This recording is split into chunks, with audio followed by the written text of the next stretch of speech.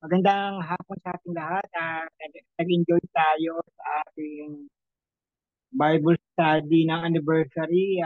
Alam ko na maraming nag-enjoy sa inyo sa ika-apat nating pagtaon ay pagdiriwang yung anniversary. And then, ngayon ay panibago na tayo patungo na tayo sa panibagong yugto ng paglalakbay nating spiritual patungo sa kalimang taon. At nagtatanong tayo sa Panginoon kung ano yung direksyon natin. Ah, Nagtatanong tayo kasi, Lord, kung ano yung next move, ano yung next plan, ano yung saan tayo patungo. And then, kita natin yung progress ng Lord sa loob ng 4 na taon at na-maintain natin to. At ang hindi lang natin na magagawa ay yung face to face kasi nga iba-iba yung lugar natin at iba-iba yung kondisyon natin. Pero the Lord is good because the Lord is always faithful to us at God is still remain God and God is still remain faithful sa mga taong tapat na naglilingkod sa Kanya. At salamat sa ating Manalangin tayo, Lord. Maraming salamat sa pag-aaral, Lord, ng iyong salita. Dalangin namin na maintindihan namin at matutunan namin ito. Sa pangalan po ni Jesus. Amen and amen. Ayun. Ang ating topic for today, Kuya Mark, ay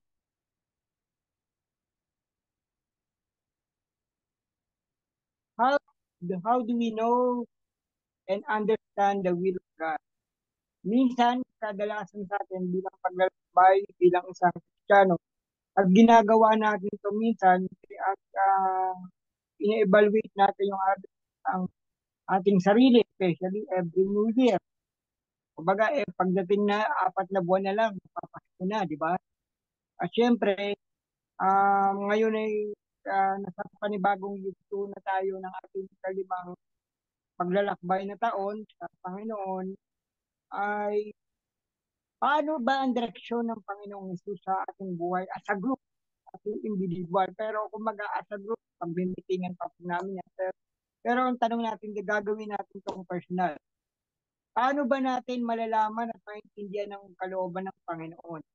At ano ba yung sinasabi ng salita ng Diyos? Kaya kumaga, para mas lali natin itong maunawaan, mga maintindihan. Siyempre, yung understanding, yung malaman ng kalooban ng Panginoon. At ano ba yung sinasabi ng salita ng Diyos sa topic na ito? Like, please, dito malalaman natin. So, sa First Chronicles chapter 12, verse 32, sabi, from the tribe of Issachar, men who understood the time and knew what Israel should do, 200 chiefs with all the relatives under command.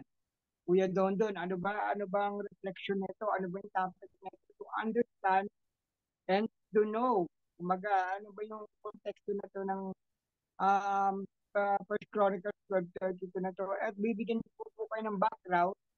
Ang topic nito, yun ang konteksto na to ng First Chronicles 12, ito po yung ginagather nila to prepare the kingship of David from King Saul.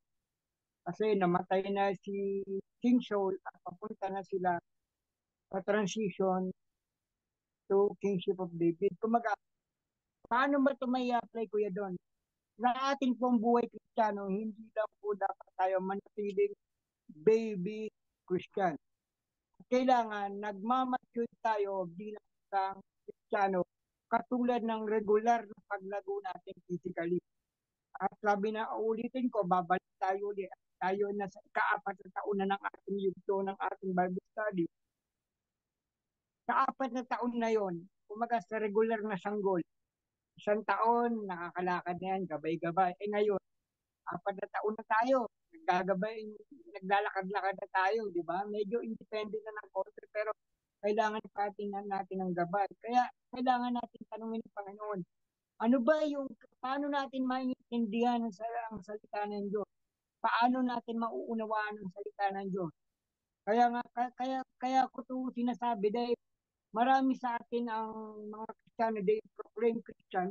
Next slide tayo, Kuya Mark. Next slide tayo, Kuya Mark. Marami kasi mga Kristiyano na nagpo-proclaim na, uy, Kristiyano ako.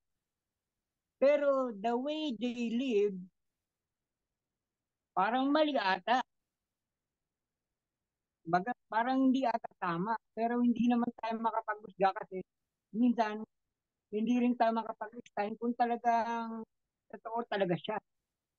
At minsan, hindi natin maintindihan kung talagang tama ba kaya yung kanyang ginagawa or talagang aksidente lang yung kanyang nagawa. Meron ganun eh. At minsan, hindi nawawalan tayo ng kakayahan na i-correct yung taong ito o i-correct ang kanyang gawa because baka ma-offend, baka masaktan, baka at minsan hindi natin maintindihan ito. Minsan, paano ba natin malalaman na sila ay peke? Paano ba nila sila ay malalaman? Malalaman natin yan. 4 na taon na tayo dito sa PWD Fellowship. Nalalaman po namin kung kayo po ay nagpo-progresibo. Malalaman po namin kung kayo ay lumalago. Una-una, consistent ang attendance nyo. May madali lang yan. Atin ako ng linggo-linggo kasi may load naman lagi, may preload. Pangalawa, walang problema yun dahil panglabas yun eh. Yung pangloob mo, ikaw na lang mag-isa pag wala ka dito once a week. Nagpe-prayer, quiet time ka ba? Diba? Yan ang natin dyan eh. Kuya Mark, next slide tayo. Nagko-quiet time ka ba? Kasi paano mo malalaman yung madadiagnose yung problema natin? Paano natin madadiagnose yung problema natin? Meron tayong sakit. At yung sakit na yan, kailangan magkaroon tayo ng spiritual diagnosis. Next slide, please, Kuya Mark. Yan, ano ba yung self-check natin? Yung self-check, ito yung self-check. Ano yung self-check? Nagko-quiet time ka ba? Yun. Do you have a regular quiet time with God? Oh, regular naman eh. Baga, sabi nga sa Bible, Joshua 1:8, meditate the word of God. Oh, ginagawa ko yan. Oh, pasok ako. Kumaga, nagmamastude ako. Pangalawa, ina-apply mo ba yung salita ng Diyos sa buhay mo? Marami tayong natutunan. Dito, PWD Fellowship, marami na tayong natutunan. 4 na taon na tayo. Dapat nakikita sa buhay natin ng ibang tao kung ano yung natutunan natin. Hindi pa pwede manatili tayong banso dahil ayaw ng Diyos na hindi tayo namumuhay. Sayang ang spiritual fertilizer. Sayang ang feeding. Sayang ang abono. Sayang ang load. Sayang ang lahat kung kayo mismo sa sarili nyo. Hindi nyo rin po tinutulungan ang sarili nyo para kayo lumago. Kuya doon, sobra ka naman. May kapansanan na ako eh. Ganito, ganyan. Eh, ikaw nga, nagagawa mo ba? Yes, magagawa natin yan kasi kung tayo nagtutulungan. At kung meron man tao, Kuya Don, nagagawa mo ba yung sharing the gospel? Nagagawa natin yan. Una-una, nagagawa natin yan at may leading ang Lord. Yan. Kailangan marunong kasi mag-share tayo ng gospel, hindi lang naman tayo nagsasalita eh. Kung paano tayo namumuhay. Paano natin ina-apply ang salita ng Diyos. Sabi nga sa salita ng Diyos sa Matthew 7:21, di ba? Nababasa natin. Kung sino man na nakikinig ng aking salita, the way I talk to you right now, message, giving you the word of God today, is the Lord to you. At kung sino man na nakikinig ng aking salita, ito yung sinasabi niya ito, at ginagawa ito ay matalino ka. Bagkat ikaw ay nagtatayo ng iyong buhay o ng iyong bahay sa ibabaw ng bato. Dumating ang malakas na ulan, binayo ng malakas na hangin, ngunit ito'y hindi nawasak dahil ito'y nakatayo sa bato. Ngunit kung sino man na nakikinig ng aking salita, nakikinig kayo ng salita ng Diyos ngayon, ma-attend kayo ng Bible study, pero hindi ito ginagawa ay isang hinahalimbawa siya ng Panginoon na isang taong mangmang na nagtayo ng kanyang bahay o ng kanyang buhay sa buhangin. Ibig sabihin pala nito, meron palang dalawang tao dito sa mundo. Matalino at mangmang or tinatawag nating angal. Paano nagiging angal ang isang tao? Sabi ni Jesus, pag alam niyo yung salita ng Diyos, nakikinig siya pero hindi ginagawa. Ang tawag diyan, daming alam pero hindi naman makita. Ang tawag diyan minsan puro theory, puro ganito pero hindi mo naman makita sa buhay niya. Meron iba naman nangangaral, ganito ganyan, nagpi-preach, ganito ganyan. Preaching the gospel is talking, saying the word of God. Pero another way of preaching the word of God is the way how we live. The way you apply the word of God. Kuya Don, masyado atang malalim yan ha. O gagawin natin simple. Tayo lahat ay may kapansanan. Yes, oo. O ibig sabihin, dahil tayo lahat ay may kapansanan, tayo ay may disability. In English mo lang yan Don eh. Physical disability. Okay, Kuya Don, naiintindihan ko yan. Yung wala kay Kristo, di ba may spiritual disability tayo? Kaya nga natin tinanggap si Jesus eh. Ibig sabihin, kung ang normal na tao na may physical na pinanganak, normal na pinanganak, ay kailangan si Kristo, di ba mas kailangan natin si Kristo? Kung ano, kung ang able na tao na normal na pinanganak, buo ang katawan, ay kailangan si Kristo, pero dahil wala sa kanila si Kristo, hindi nila kilala si Kristo, may spiritual silang kapansanan. Tayo, may physical na kapansanan tayo, hindi pa natin kilala si Kristo, di doble ang kapansanan natin. Kaya nga tayo nandito kasi we are here to know God. And the way I talk to you right now, kaya kayo regular na umaattend because gusto nyong lumago, magkaroon ng malalim na kaalaman ng salita ng Diyos. Kuya Don, hindi mo naman ako katulad na nagpe-preach na. Ayan, dumating din po ako sa ganyang buhay. Pero ang pinakamaganda po dito is ito. Ina-apply natin kung ano yung topic natin for today. For the rest of the week, ina-apply natin yan. Diba? Parang therapy yan eh. The Lord, when you are become a disability physically, nagkakaroon tayo ng check-up, physical check-up, MRI, therapy, occupational therapy. Relate na relate kayo dyan. Dahil lahat tayo dumaan sa ganyan. Aaminin natin yan. Sino nagpa-therapy? Sino nagpa-check up? Yung nalalaman nyo may problema yung kanyang katawan. O di ba lahat naman tayo may diferensya physically? At pumunta naman tayo lahat sa doktor. O, dapat ganun din tayo kay God. The way we continue to check up ourselves is lagi, to go to the presence of the Lord, reading His Word.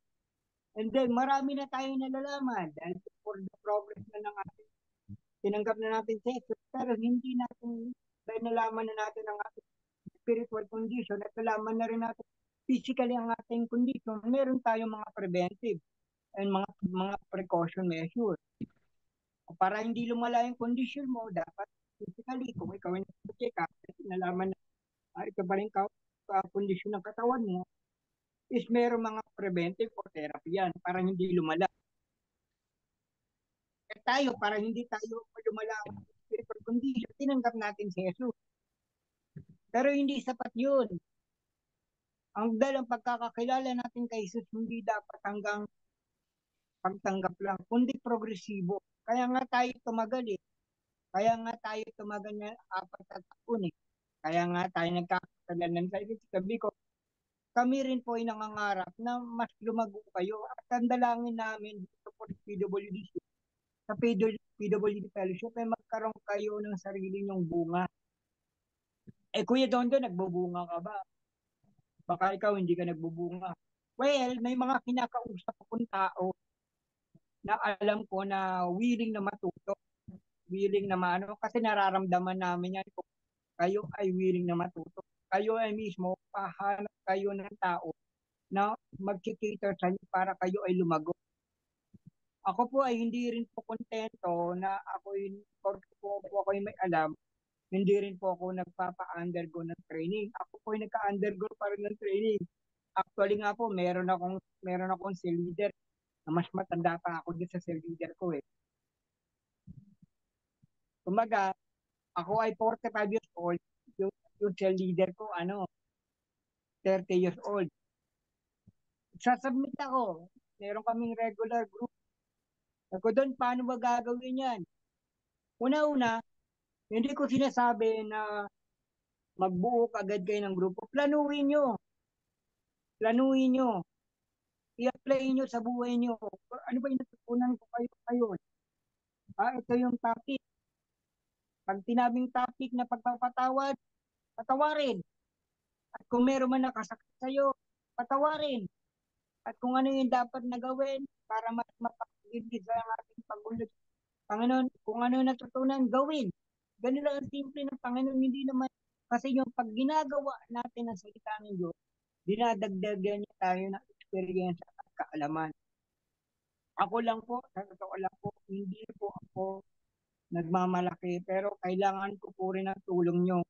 Actually, marami po akong gustong matutunan pa sa inyo, pero dapat tulungan nyo rin po ang sarili nyo.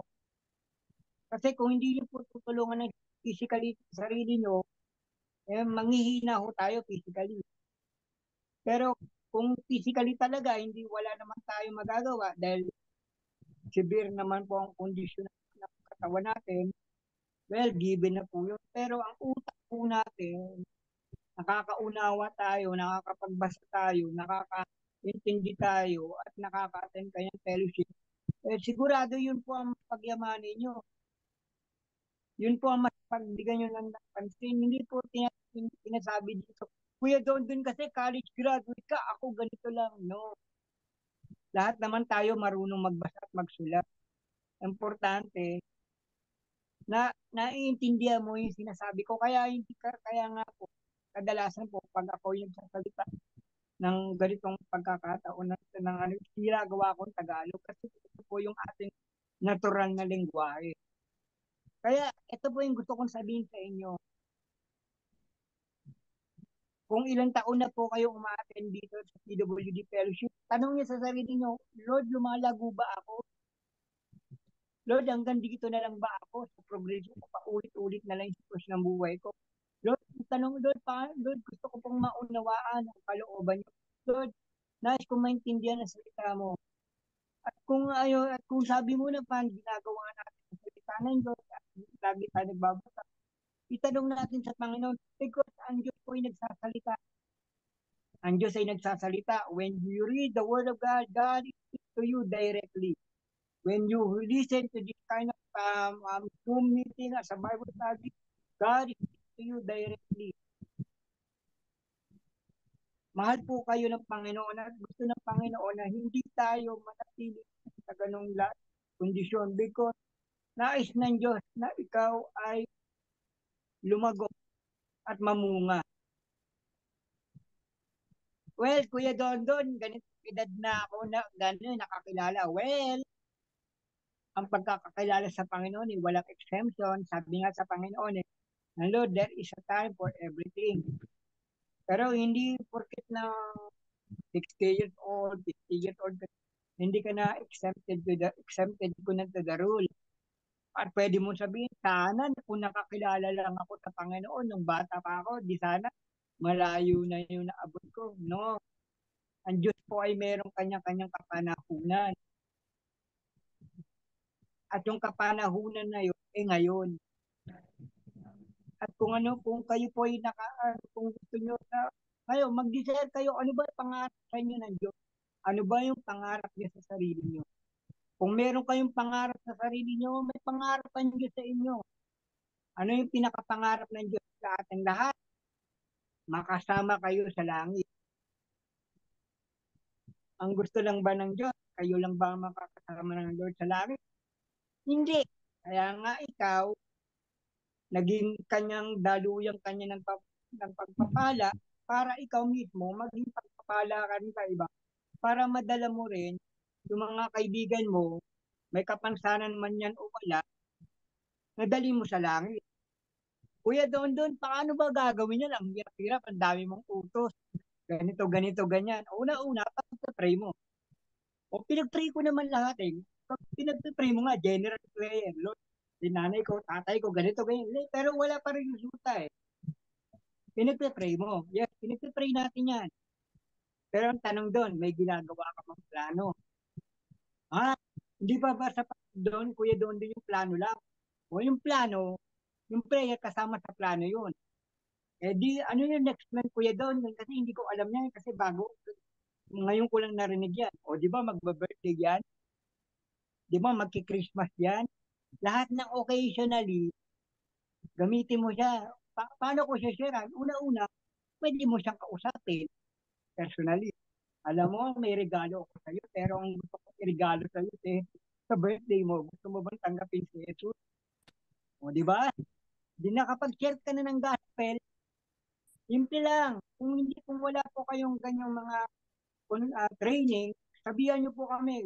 Tuturuan po namin kayo ng mga basic. Una-una, ang pinaka-basic lang po talaga is maging buhay na patotoo kayo sa pamilya nyo. Kasi sila na po ang nakakakita. Hindi nyo na sasabihin, uy, binago na ako ng Lord, ganito, ganyan. Eh, pag sinabi mo sa kanila yan, at hindi sila konbinsido, di nga, nagbago ka ba? Ganun pa rin ugali mo eh, bla bla bla. Patay tayo na. Pero kung hindi ka nagsasalita, pero the way how you live, Brad, sila na mo, Brad, bakit ganun? Parang hindi ka na nagmumura. Hindi ka na negative isip. Hindi ka na ganun. Ano bang meron sa'yo na para kahit may problema ka eh, hindi ka ganito. Alam mo kasi, lahat ng pinagdadaanan ko ay pinagpapray ko na lang sa Lord. At syempre, hindi ko naman mababago ang sitwasyon pero alam ko ang Diyos ay kanyang baguhin na lahat ng bagay sa kanyang kapanahunan. Ganun ba? Sige, pag-pray mo ako. O, sige, pag-pray kita. O, at least, simula na yun. At lagi nyo ipag-pray sa Lord na ito, bibigyan ko kayo ng another para mabigyan kayo. Mag-pray kayo sa Lord na, Lord, gumawa ka, Lord, ng pangangailangan ng target kong tao. Lord, mag-create ka, Lord, ng need. Pag sinabi niya kayo, pag lumapit to sa akin, Lord, eh, at nangailangan siya ng mga, sana Lord, mayroon akong maitulong. Pero Lord, yung maitutulong ko, una-una, Lord, maibahagi ko sa inyo. Kaya, we put into practice. Apply what you learn. Apat na taon na tayo. Ayaw ng Diyos na ikaw ay spiritual na banso. At ayaw ng Diyos na pupunta ka ng langit wala kang bunga. Di ba sabi ng Lord sa kanyang salita, wala ka pa rin bunga. O pag wala ka pa rin bunga, tinatanggal ng Diyos. Di ba sabi ng Panginoon sa John 15, pinupurun ng nililinis ng Panginoon yung mga nagbubunga para mas magbunga pa. Ano ibig sabihin yun? Pag mayroong mali, kinokorek niya. Pag mayroong gusto niya yan, pinitrim niya. Kaya kung kayo po ay nasasaktan sa mga sinasabi ko po sa inyo ngayon kasi gusto po kayo nililinis ng Panginoon. At ako po ay instrumental lang lamang po ng Panginoon para kayo ay lumago at para kayo mapapag-nilay-nilayan natin at malaman natin ang kalooban ng Diyos. Lord, ito na Lord yung tamang panahon para lumago ako. Bigyan mo ako ng bunga. Baguhin mo ang buhay ko. Lord, hindi ko po ito kaya. Hindi ko po kaya baguhin ang sarili. Tulungan niyo po ako. Nais ko pong lumago. Nais ko pong magbunga. At ang bungang ito ay unang-una, Lord, maibahagi ko ito sa pamilya ko, sa mga kaibigan ko, sa paligid ko. Kaya dyan po tayo nagtatapos ang ating Bible study for today. Back to you, Kuya Mark. Alright, thank you. Sabi nga dito, di ba? Ulitin ko, as we continue daily walk sa ating Panginoon, di ba? Kuya Mark, we increase our personal intimacy. Lagi po tayong lalalim sa Panginoon. At darating ang panahon na kayo mismo maririnig ng personal nangungusap sa inyong Panginoon. At malalaman natin yan as we continue put into practice what we learned today. Ito yung Kuya Mark. Okay, sige. Thank you so much, Kuya Don. Would you like to pray, Kuya Don, before you close? Sige, manalangin tayo, Lord. We don't know what to do, but our eyes is on you. At dalangin ko, Lord, na marami kaming maintindihan at mai-apply ang salitang Diyos. Para, Lord, maintindihan namin ang kalooban mo. Unang-una, Lord, sabi mo, Lord, ikaw ay may plano sa amin.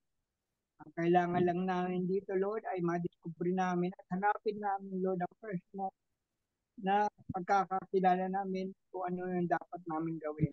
Una namin gawin, Lord, ay ibahagi at mai-apply sa aming buhay ang salita ng Diyos. Upang kami, Lord, ay maging isang talino sa tao. Lord, Lord, kung kami, Lord, ay naging, Lord, nagkaroon ng pagkakamali at naging, Lord, hangal na alam na namin yung salita ng Diyos. Hindi namin ito nagawa, Lord, patawarin niyo po kami.